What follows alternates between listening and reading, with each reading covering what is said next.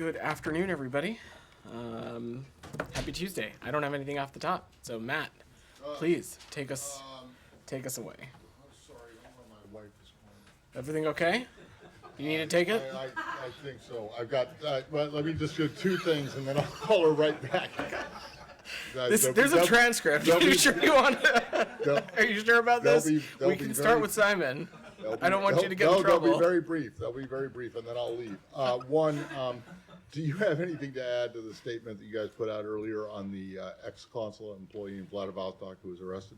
I don't have anything additional. You saw the statement that we put out. We strongly condemn the reports of the arrest of Robert Shonov, a former employee of the U.S. mission in Russia.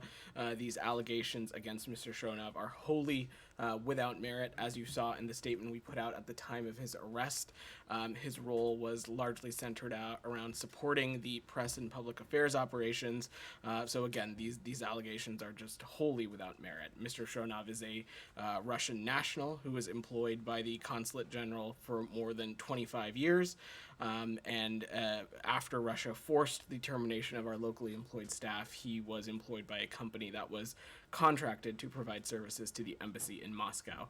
And that was done in strict compliance with Russian laws and regulations. Okay. Well, did the Russians tell you about this? How do you know? How do you know about this? The thing, Matt, as you know, is that he is a Russian citizen, and so we were not notified of his arrest and do not have the ability to visit or communicate with him. I'm not going to get into specifics of how we stayed in touch, but we, of course, were not notified of this arrest. Okay, and then the second one, in terms of an actual American citizen, you've seen the comments from Prigozhin about an American dying in Bakhmut. Do you have anything to add to what has already been said? We are aware of those reports of the death of a U.S. citizen in Bakhmut, and we are continuing to seek additional confirmation. As you know, our ability to verify reports of deaths of U.S. citizens in Ukraine is incredibly limited, but would reiterate our message to U.S. citizens that they should not travel to Ukraine due to these armed conflicts. Let me just note though, that as part of the conflict in Ukraine, Russia, including its Wagner forces, have an obligation under the Geneva Convention to respect the dead, including from disrespectful and degrading acts. So I'll just note that. All right. Thank you. Sure. Go ahead. So just to be clear, U.S. officials have not directly discussed the matter with Russian officials. Well, we've not been notified of it as this is not an American citizen or a U.S. national, and so we were not notified of his arrest, nor do we have any ability to visit or communicate with him. Is there any action that the U.S. government can take to compel his release? Obviously, other than this very clear condemnation, is there any action you guys can take here? Look, I'm not going to get into the specifics of what our engagements with the Russian Federation can look like, but his targeting under the confidential cooperation statute highlights that the Russian Federation's blatant use of the increasingly repressive legislation against its own citizens. It's quite stark and deeply concerning, but I'm just not going to get ahead of this beyond that, as this continues to be an evolving situation. Just one last question. What's your message to other Russians who are now in a position similar to his, working for companies that have been contracted by the U.S. mission in Russia? Kylie, this is, of course, to take a step back.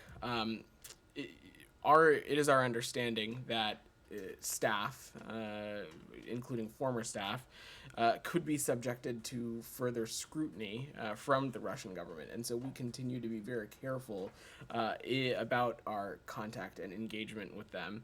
As you know, the Russian staff we were forced to let go received a generous package that included several months of severance pay, allowances, extended medical insurance, and prorated annual bonus.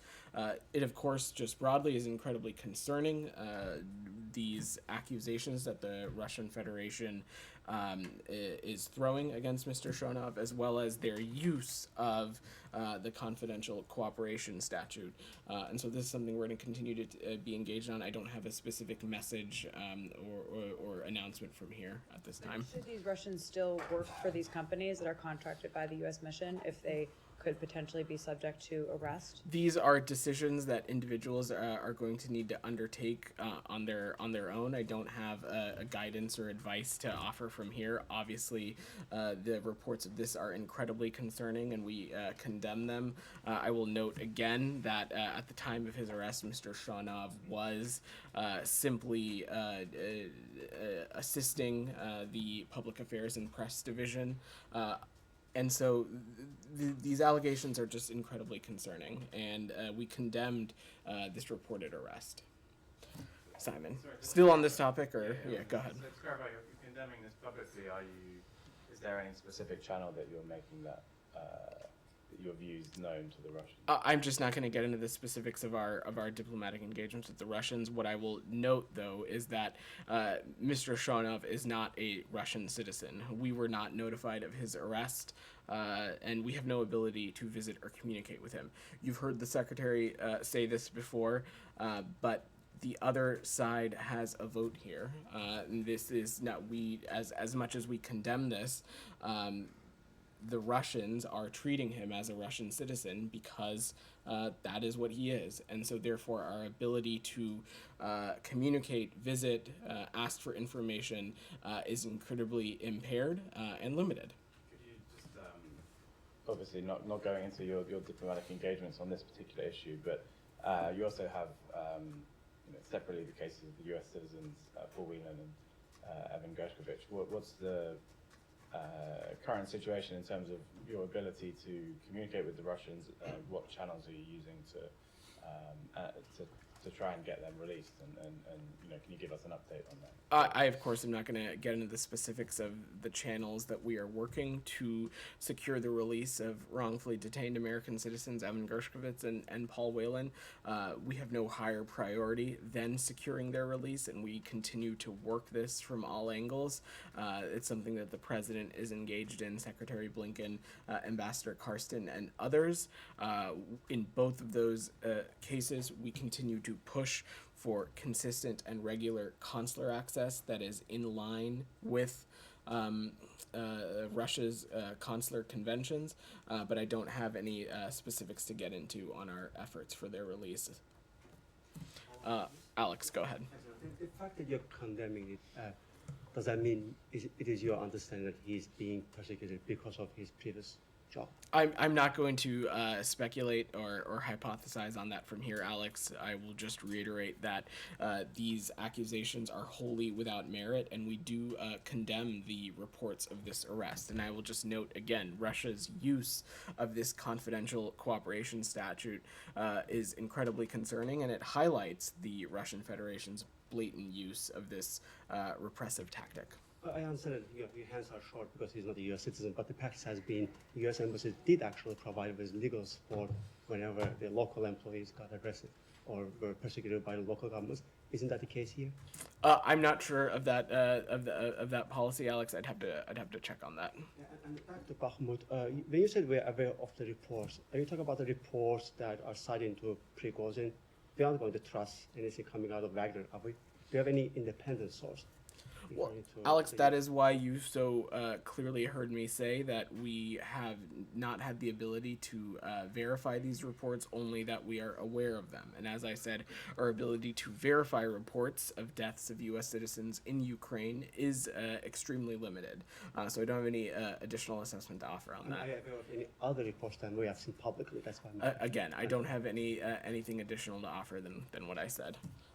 Anything else on this topic before we move away?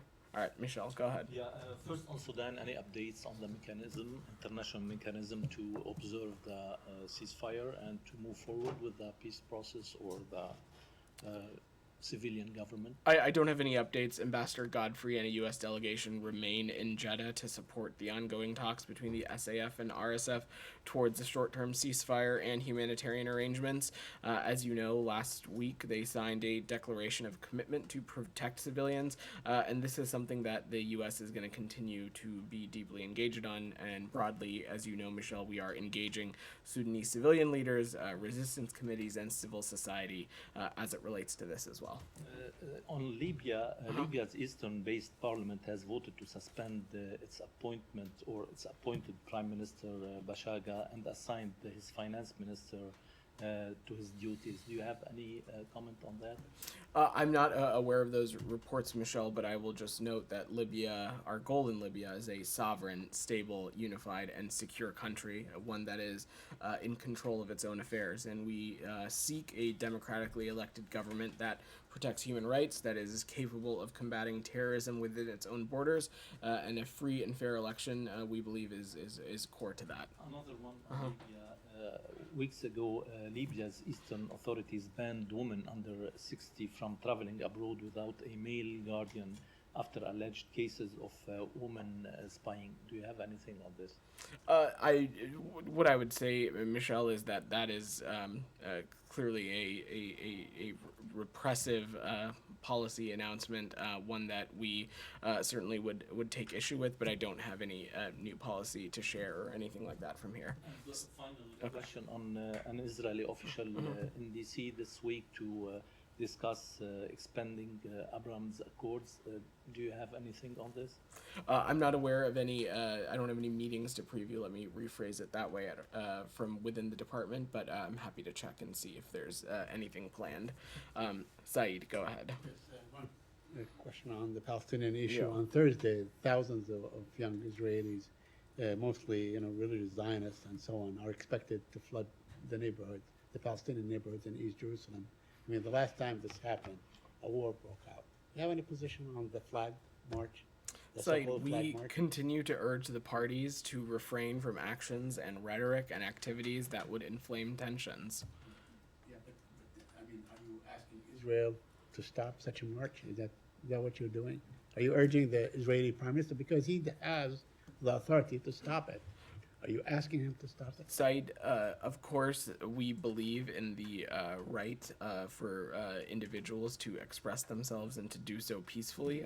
And what I will reiterate is that we are urging all parties to maintain calm, to exercise restraint, and to refrain from actions and rhetoric and activities that would escalate tensions. And just to follow up on Michelle's question, there was a news story yesterday in Axios that Secretary Blinken is considering appointing an envoy to the Abraham Accord. I know I asked you about this yesterday. Is there anything has panned out since then? I Any don't news? have any personnel Is that announcements to likely announce happen? from Is here. that something that I'm not going to speculate or hypothesize on any personnel announcements we may or may not make. I just have none to offer today. And last, is envoy Hadi Amr in town, or is he? Where is he? I The believe visit he is in DC, but I will check if we have a specific update for him. Go ahead. I have two questions on Ukraine. The first question is about Kirill Budanov's comments today in an interview. He basically admitted that Kyiv was behind the terrorist attacks on high-profile Russian journalists over the past months. Does the U.S. plan to designate Kyiv as a state sponsor of terrorism for this? I've not seen those comments, but I will note that it is, in fact, the Russian Federation that has a track record of suppressing journalists, suppressing media freedom, arresting journalists for just doing their job, including in the case of Evan Gershkovich of the Wall Street Journal just about a month or two ago. So let's not lose sight of who has the true track record of suppressing journalistic voices. Also on media freedom, U.S.-Chilean journalist Gonzalo Alira was arrested by the Ukrainian Security Service in the beginning of May. To date, the United States has not provided any condemnation, any statement on his arrest. Do you have any comments here? I'm not aware of that case, but I'm happy to check on that. Olivia, go ahead. More broadly, could you explain a little bit how you determine when to issue a statement of condemnation, as in Shanov's case, for example? Why was there less to say about the American passport holder sentenced to life in prison in China, rather than there's something sort of equivalent or analogous issued in his case? Well, on the other case that you mentioned, there is, of course, a limit to what we can share given privacy considerations. That is, of course, a factor when it comes to any individual, whether they are an American citizen or not, whether they're an American national or not. All of those factors play into our ability to speak, or in many cases, not speak about the circumstances surrounding their case. Do you have an update on that case as to whether you've been in contact with any representatives in question in that case? I don't have any updates on that beyond what I shared. Again, there's a limit. We are aware of those reports, and there's a limit to what we can engage on from here, given privacy considerations. Has any process to determine him a wrongful detainee been started or considered? Again, I'm just not going to get into the specifics of a case, given privacy considerations. Thank you. One unrelated one on Iran. There was a Senate aide, unnamed, in reports suggesting that there may be progress in nuclear talks. This is, of course, related to a briefing that is supposed to be provided this afternoon. Is there an update on the status of nuclear talks with Iran? Let me say a couple of things. First, President Biden and Secretary Blinken are absolutely committed to never allowing Iran to acquire a nuclear weapon. We have always believed that diplomacy is the best path forward to put a way to verifiably and durably ensure Iran never acquires a nuclear weapon. I don't have anything to announce this time, and nothing has been removed from the table. But I think it's important to take a bit of a step back and remember that a lot has happened since last September, when Iran turned its back on the deal that was on the table. Mahsa Amini is dead, along with 500 other Iranians, killed by the Iranian regime, killed by the authorities in the course of a violent crackdown against peaceful protesters, outraged by Mahsa's death, and by the regime's other human rights abusers. Iran has also, and we spoke a little bit about this yesterday, been transferring UAVs and other weapons to Russia, helping Russia target civilian infrastructure in Ukraine and kill civilians. And they continue to do this. And Iran continues to rapidly advance its nuclear program in alarming ways. Of course, these events are going to alter our approach, but as I have said repeatedly, we have always believed that diplomacy is the best way to achieve the goal of containing Iran's nuclear program. Go ahead. Hello, Igor Nemush, Novosti. So, South African President Cyril Ramaphosa has said today that Russian President Vladimir Putin and Vladimir Zelensky both agreed to receive a mission of leaders of African nations with the peace initiative on the Ukrainian conflict. Does the Department of State see any possibilities that the African leaders' engagement could evolve into any meaningful breakthroughs to obtain peace? And as a follow-up, does the US administration keep constant contacts with either Zambia, Senegal, Congo, Uganda, Egypt, or South Africa in this case regarding this particular initiative of African leaders? Let me take your second question first. Without getting into a specific list for you, we of course remain deeply engaged with our partners on the African continent on a variety of issues, including of course the very troublesome and brutal Russian invasion into Ukraine. On the subject of peace, really this is a question for the Russian Federation, which has yet to demonstrate any meaningful interest in ending this war. Let's not forget, as we talk about peace plans coming from various corners of the world, that President Zelensky has put forth a peace plan, and the Russians continue to not engage in good faith and instead send drones and missiles into Ukraine, hitting apartment buildings, hitting hospitals, targeting civilians, targeting civilian infrastructure. So let's not lose sight of that. Go ahead. Yeah. From Airway News, which is about the annual report on religious freedom released recently. As expected, India is out of CPC countries. I understand that US government is not bound to implement the suggestions, recommendations of US Commission and other groups. But could you please give us any specific reason for keeping out the biggest violator of religious freedom from the CPC countries? Look, we carefully monitor the religious freedom situation in every country, and we encourage each government to uphold its commitments to protect religious freedom of all, for all, and engage officials around the world to regularly take steps that advance this core issue of religious freedom. So you are the best person in this room who understands and clearly knows the democratic values of this country. But don't you think when you take these kind of decisions, keeping out the biggest violator of religion from CPC countries, sending a wrong message? Because people all over the world who are the victims of religious freedom look towards United States because you have the power, you have the authority to make it right. It seems like, I'm sorry to say, it seems like might is right, don't you think? I would reject the premise of that question a little bit. First, let me say clearly that we strongly oppose laws or actions from any country around the world that impede the ability of any individual to choose faith, practice a faith, change their religion, participate in a religion, or tell others about their religious beliefs and practices. We think that countries have an obligation to protect that right of freedom of religion or belief. And again, we carefully monitor the religious freedom situation in every country, and we encourage each government to uphold its commitments to protect religious freedom for all. One last question. Former Prime Minister Imran Khan is accusing Pakistani military and his chief of ordering his arrest and crackdown on his party workers, while other political parties protesting against Chief Justice of Pakistan for giving alleged undue favors to Imran Khan. So what is the position of US of this political circus or blame game going on in Pakistan? Because US is closely engaged with the Pakistani military. So any concerns or just you have heard me say this a number of times now for the past few weeks, but I will use this opportunity to say again that we do not choose a political party or a particular candidate when it comes to Pakistan or really any country. As it relates to Pakistan, our view is that a strong, stable, prosperous Pakistan is key to a strong and stable U.S.-Pakistan relationship. Go ahead.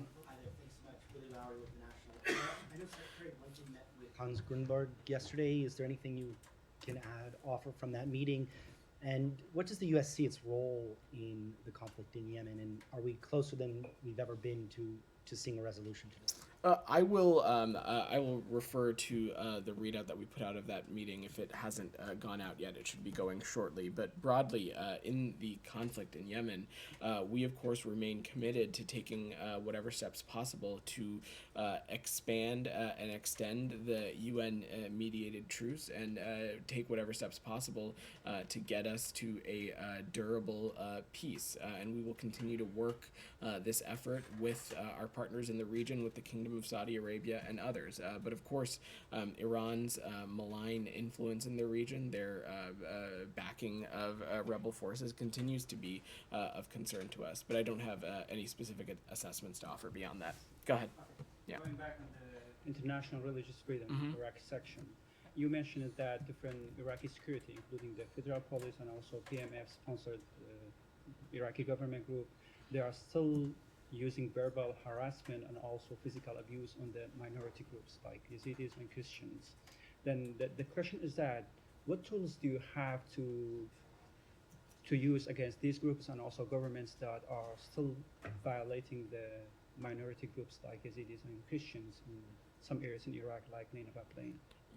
You have seen us over the course of this entire administration when abuses against human rights have taken place, whether they are related to religious freedoms or not. But when human rights have been compromised, you have seen this administration take action. And I would not point you any further than the series of steps that this administration has taken in response to Iran's crackdown on human rights that began in the fall of last year. We have not hesitated to take action. I'm certainly not going to preview them from here, but we have a number of tools at our tool belt additionally to hold violators accountable. Have you took any actions against the PMF and also the other groups that use this violation against the Christians and Yazidis in Iraq? I would have to check if there's a specific action to share with you, but again, we have not hesitated to take actions. And last question on Sure. the Sinjar agreement. We know that we have this agreement for years, but it's on paper.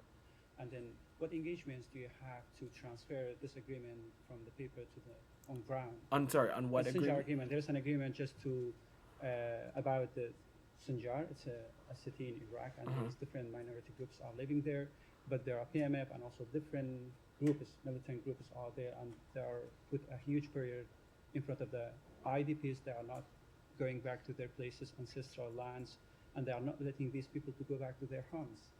What engagements you have with the Iraqi and also Kurdish government to implement this agreement? Again, I'm not going to get into the specifics of our diplomatic engagements, but as you know, we continue to remain deeply engaged with the Iraqi government as well as Kurdish officials to find a durable solution. But I don't have any other specifics. Go ahead, Alex. Thanks, Georgia.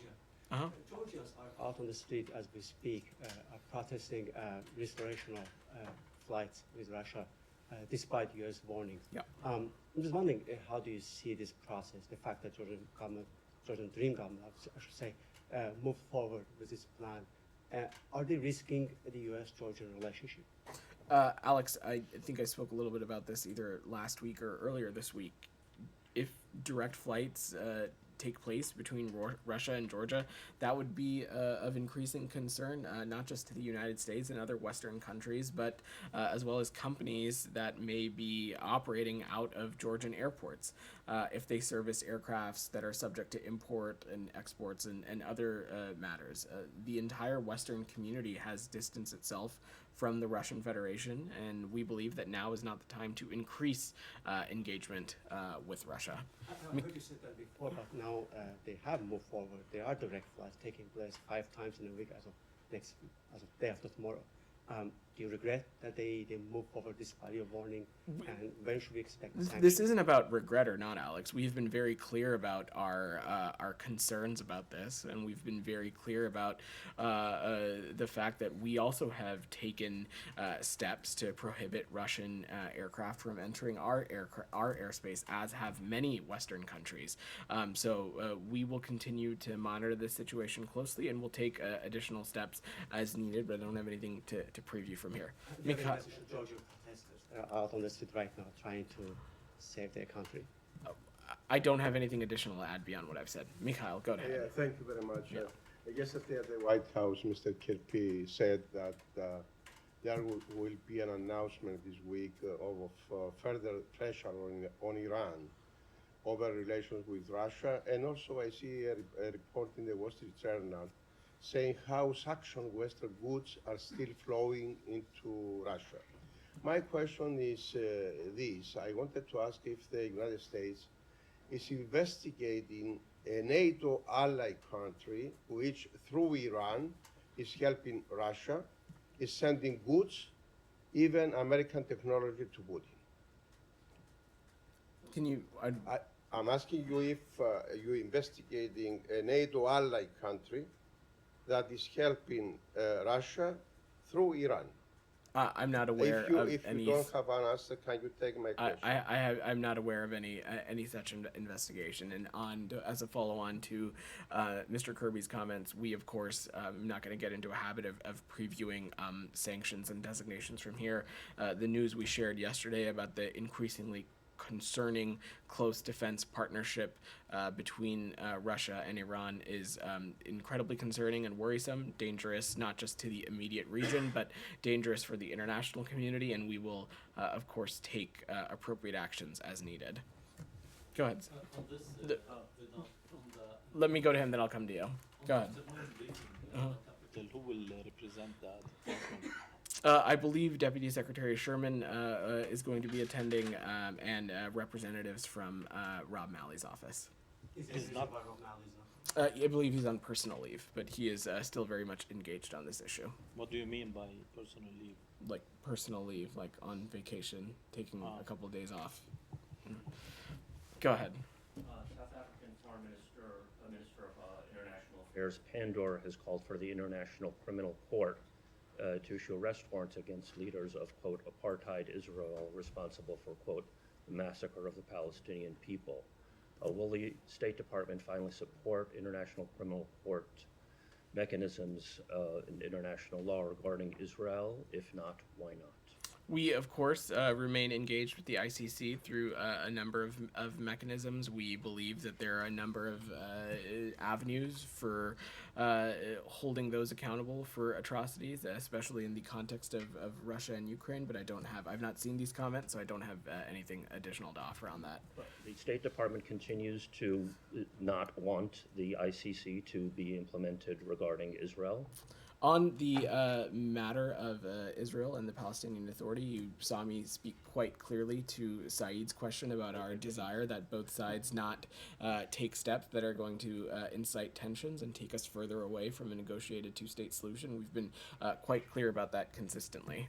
But Go ahead. but You had your- I'm sorry, but you have refused to apply the ICC over the years to Israel.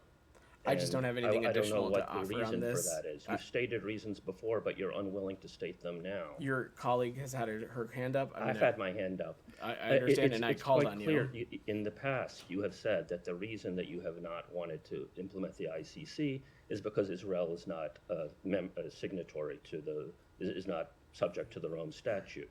But that's the case for Russia now as well, and you are pro applying the ICC to Russia, which has the same status fundamentally. We have not never a said member. we have never said that either. What I have simply said is that we have worked and work with the ICC and other international entities as it relates to atrocities happening in Russia.